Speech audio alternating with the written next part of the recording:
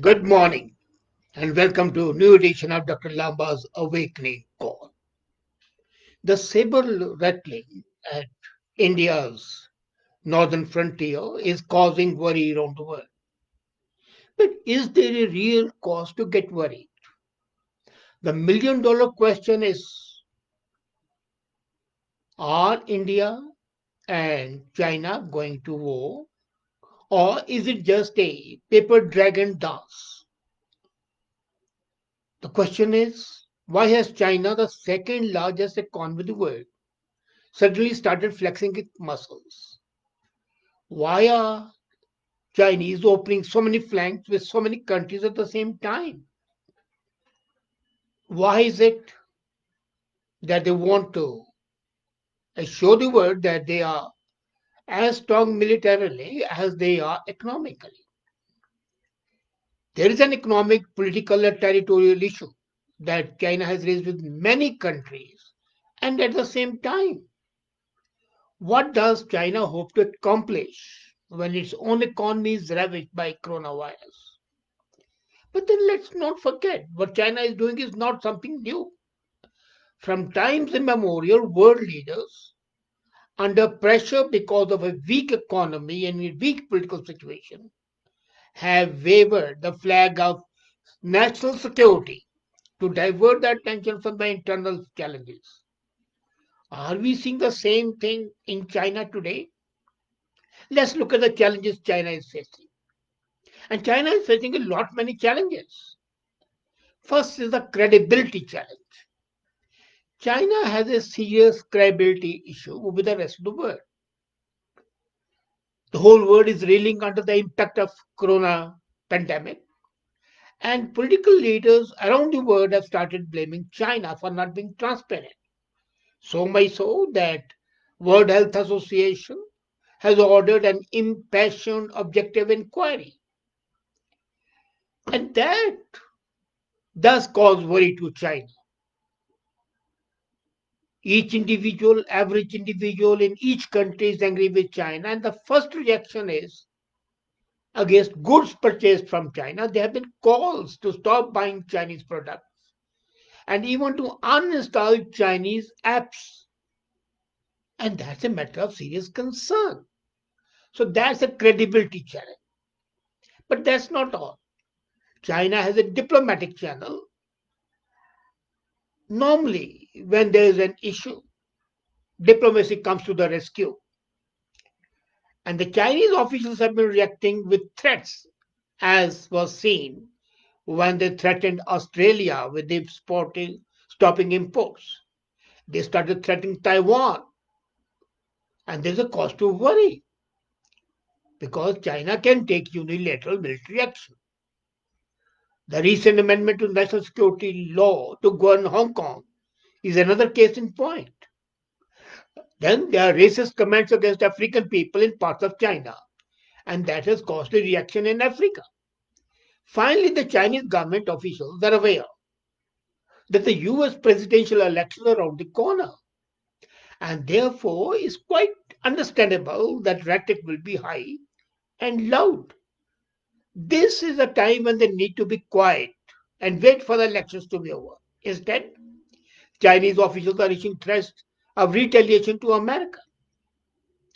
So that is a diplomatic challenge. Now the third is geographic and territorial challenge.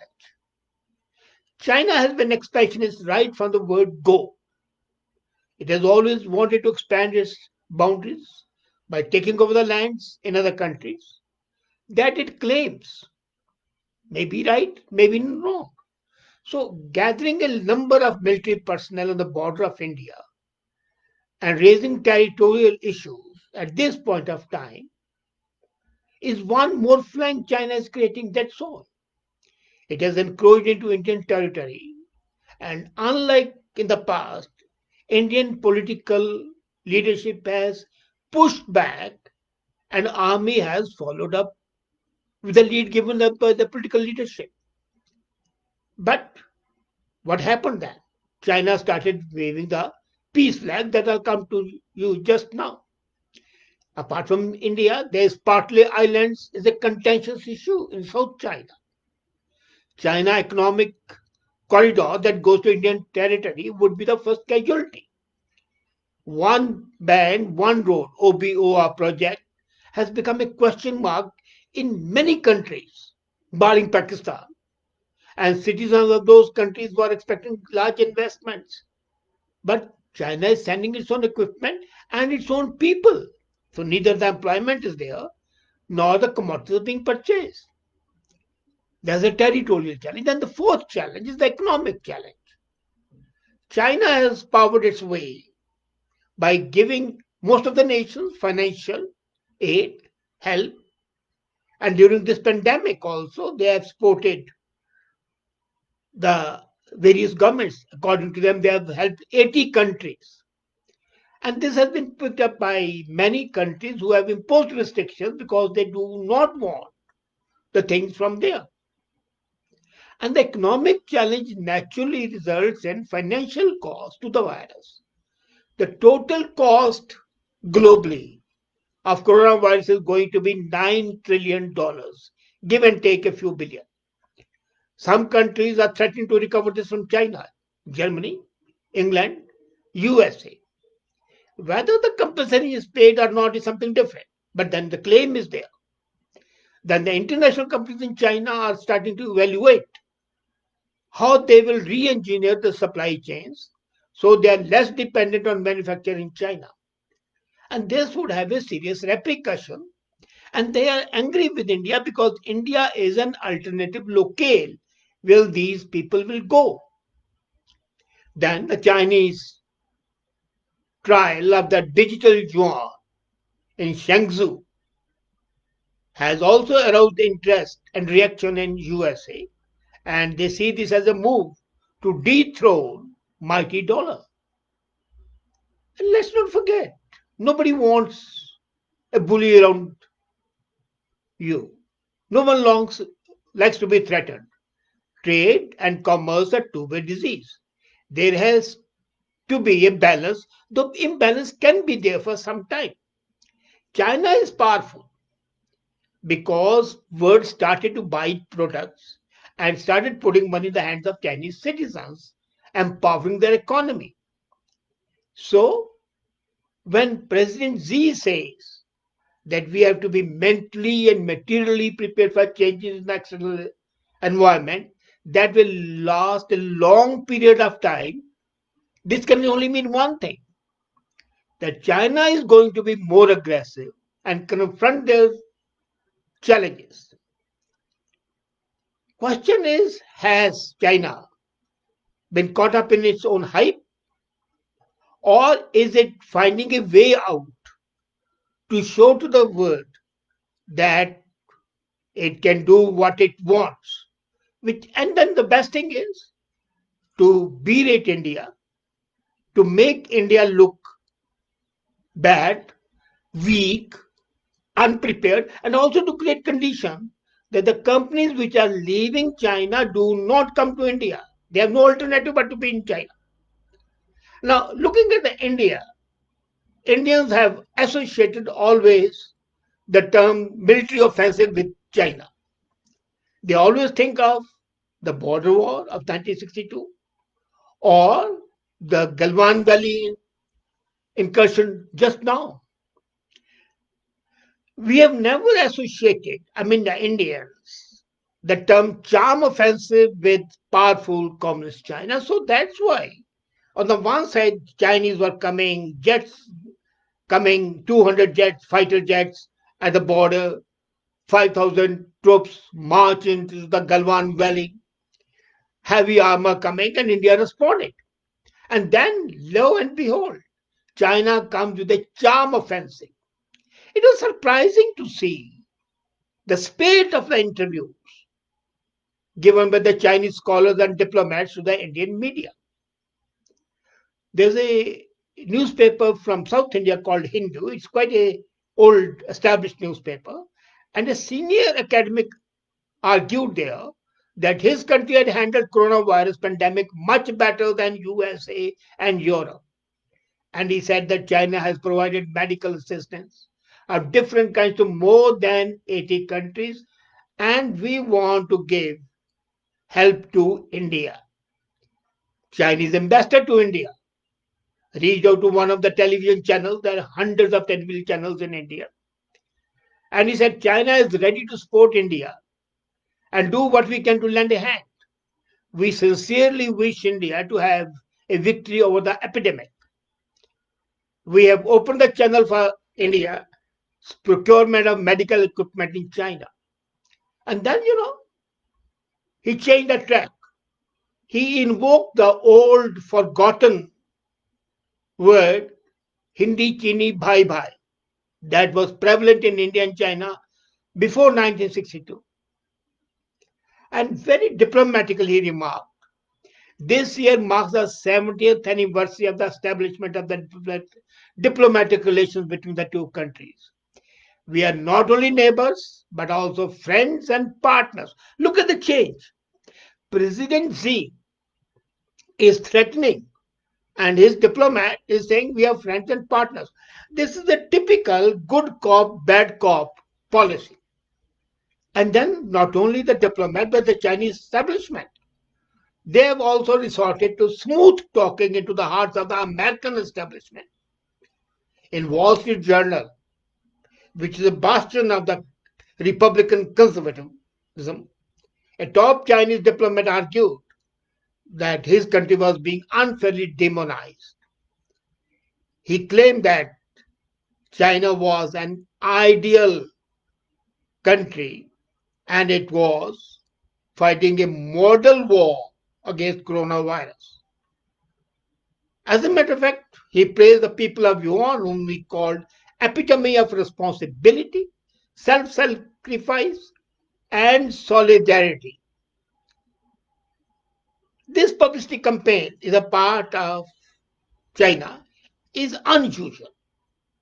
It's just a certain degree of nervousness and even of guilt. And thereby I'm calling this a paper dragon dance. All this paraphernalia, all this arm movement, massing of the fighter jets is to overawe, show the might, but not to use it.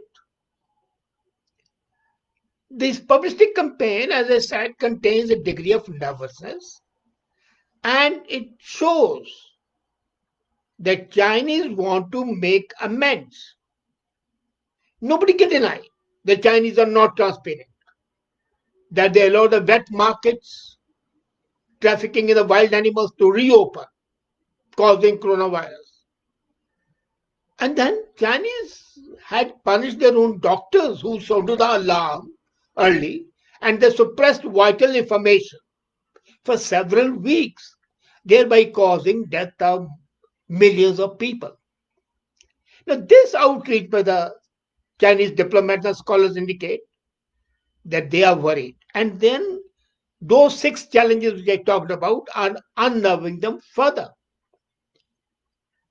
They are worried that the spectacular economic progress that they have made would go awry, would be waste. Pride in the antiquity of their civilization was central to Chinese ethos. And now economic progress and military prowess has consolidated their belief in the manifest destiny to dominate the world.